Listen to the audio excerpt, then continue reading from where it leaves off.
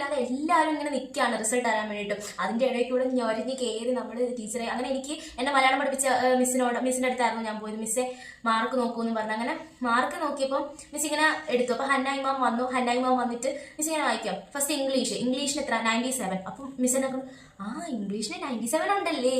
അപ്പം ഞാൻ ചിരിച്ചു. എനിക്കങ്ങ് ഭയങ്കര പേടി. എനിക്ക് അപ്പോഴേ ഫിസിക്സ് ഭയങ്കര ടഫായിരുന്നു. എക്സാം ഫിസിക്സ് എനിക്ക് ഭയങ്കര ടഫായിരുന്നു.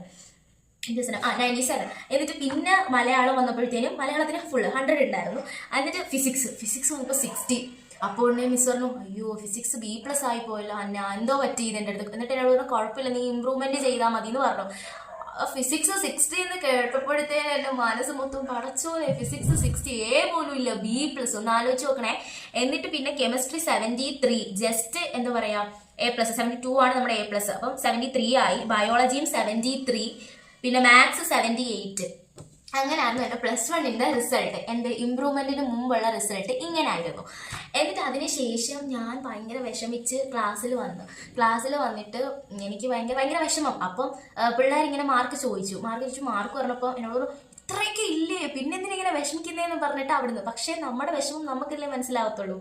നമ്മൾ എന്താ പറയുക, ഇത്രയും നല്ല മാർക്കൊക്കെ മേടിക്കണം എന്ന് പറഞ്ഞ് പ്രതീക്ഷിച്ചിട്ട്. ഫിസിക്സ് എനിക്ക് ഭയങ്കര പാടായിരുന്നു. ഓഫ് കോഴ്സ് ഞാൻ ഫിസിക്സിന് ഉഴപ്പം, എനിക്ക് അറിയില്ലായിരുന്നു, എങ്ങനെ പഠിക്കണ്ടേന്ന് അറിയില്ലായിരുന്നു.